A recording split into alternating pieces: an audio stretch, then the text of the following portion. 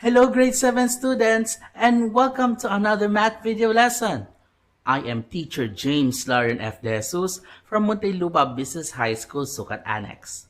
Today, we are going to talk about a new concept called measurements. Join me as we learn this new topic. Let's go!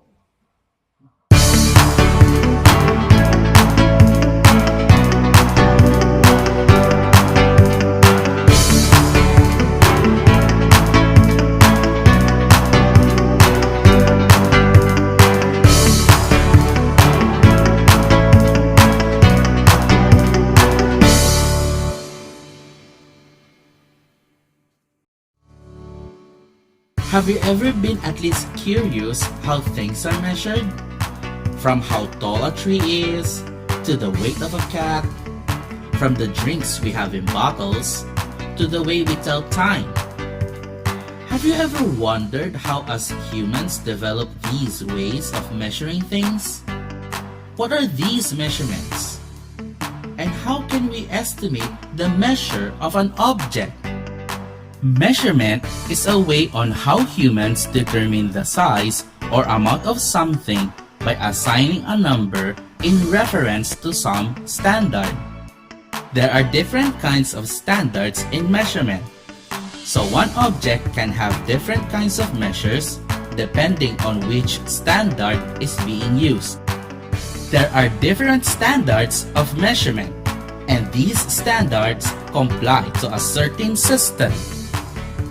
First is the metric system, where all units use a base of 10. The International System of Units, or SI units, are the units in the metric system.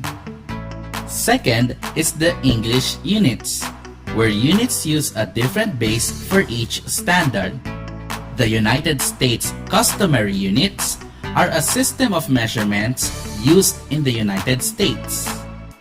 The Philippines use these two standards of measurement because of Spanish and American influence. But in 1978, Batas Pambansa Bilang 8 was enacted to use the SI units as the country's official system of measurement. But take note that there are some standards that do not belong to either system. We will discuss that later. Let us tackle the different standards of measurement. First is length. Length is the measurement of distance from one end to another. To measure short lengths, we use millimeters, centimeters, and decimeters for SI metric units, and inches for US English units. To measure long lengths, we use meters, decameters, hectometers, and kilometers for metric units, and foot or feet, yards, and miles for English units. The tools used for measuring length are rulers, meter sticks, tape measure for dressmaking, tape measure for construction works, and others. Let's have some examples. Given the following, which unit of measure is best used? How long do you think they are? First, some paper clips. How long do you think these paper clips are? We can approximate the length to 3 to 5 centimeters or 1 to 2 inches. Second, this pen. What is the measure of the pen?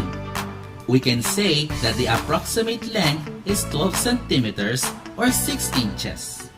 Last example, how about this waterfall? Yes, we are going to use feet or meters for tall heights or long distances. We can say that this waterfall is about 12 to 15 meters or 40 to 50 feet. Second is weight. Weight is computed in terms of body mass in relation with the Earth's gravitational pull. To measure small weights, we use milligrams, centigrams, and decigrams for SI metric units, and ounces for US English units. To measure large weights, we use grams, decagrams, hectograms, and kilograms for metric units, and pounds, short tons for English units. The tool used for measuring weight is a weighing scale. Let's have some examples. What do you think are the weights of the following things shown? First, sunflower seeds. Smaller units like milligrams or grams is applicable. In this case, the weight can be about 10 milligrams. Next is a sack of rice. We can use kilograms or pounds for weighing. This sack of rice approximately weighs 20 to 25 kilograms or about 44 to 55 pounds. And last example, what about this giant top? We need to use kilograms, pounds, or short tons to measure the weight of large and heavy objects. This top approximately weighs about 450 kilograms or 990 pounds or half a short ton. Third is volume. Volume is the amount of space occupied by a three-dimensional object. To measure small volumes, we use milliliters, centiliters, and deciliters for SI metric units, and teaspoon, tablespoon, and cup for US English units. To measure large volumes, we use liters, decaliters, hectoliters, and kiloliters for metric units, and pints, fluid ounces, quarts, and gallons for English units. The tools used for measuring volumes are measuring cups, and mostly in science, beakers, graduated cylinders, and others. Let's have some examples. Given the following, which unit of measure is best used? How much do you think each container holds? First, this mason jar. Which unit could we use? We can use milliliters, cups, or fluid ounces for small volumes. This jar can be approximately 16 fluid ounces or about 475 milliliters. Second, water in a giant wok. Which unit can be applied? We can use liters or gallons for this object. The water in this wok is estimated to be 8 gallons or 36 to 37 liters. Last, what about this? We need to use gallons for large volumes. These two big water bottles is approximately 10 gallons or 45 liters. Fourth standard is temperature. Temperature is a measure of the degree of hotness or coldness of an object. To measure temperature, we use degrees Celsius or degrees centigrade for metric units and degree Fahrenheit for English units. We commonly use degrees Celsius for temperature.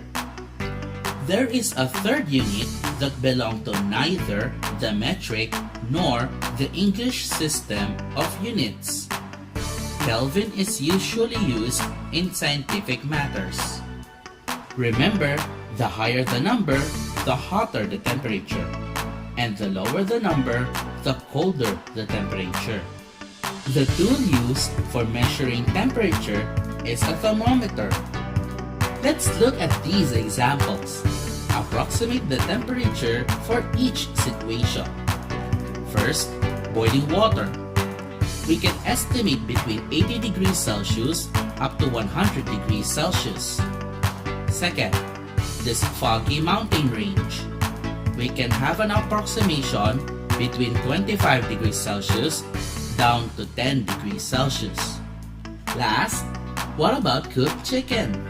Chicken is cooked if the temperature is between 65 degrees Celsius to 68 degrees Celsius. The fifth standard is time. Time is the ongoing sequence of events taking place. the past, the present, and the future. The units of time does not belong to any system of measure, so it is generally used worldwide. The basic unit of time is second, then followed by minute, hour, day, week, month, year. Currently, there are two types of notation in stating time. The 12-hour notation or standard time and the 24-hour notation or military time. The tools used for measuring time are a stopwatch, a clock, a calendar, and others. Take a look at these examples. Using the pictures shown, tell what time it is. First, what time is it? The short hand points at 8 and the long hand points at 12. So, it is 8 o'clock. Second, what time is it? The short hand points at 3 and the long hand points at 12. So, it is 3 o'clock. Last, what is the date marked in red? The day marked is the 14th. The year is 2018. And the month is February. The date marked is February 14, 2018. Let's summarize everything we learned today. Measurement is a way on how humans determine the size or amount of something by assigning a number in reference to some standard. The metric system is a system of measurement where all units use a base of 10. The International System of Units or SI units is being used. The English units is a system of measurement where units use a different base for each standard. The United States customary units is being used. Batas Pambansa bilang 8 was enacted to use the SI units as the Philippines' official system of measurement. Length is the measurement of distance from one end to another. Weight is computed in terms of body mass in relation with the Earth's gravitational pull. Volume is the amount of space occupied by a three-dimensional object. Temperature is a measure of the degree of hotness or coldness of an object. Time is the ongoing sequence of events taking place, the past, the present, and the future. Let's have some more exercises to test your understanding of today's lesson. Here we go!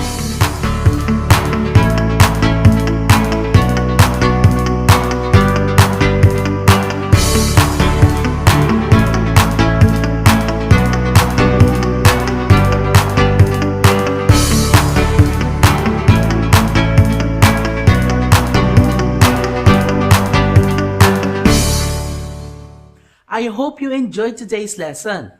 Always remember, stay at home, learn at home, and stay safe. Join me again next time on a new topic. See you again. Bye!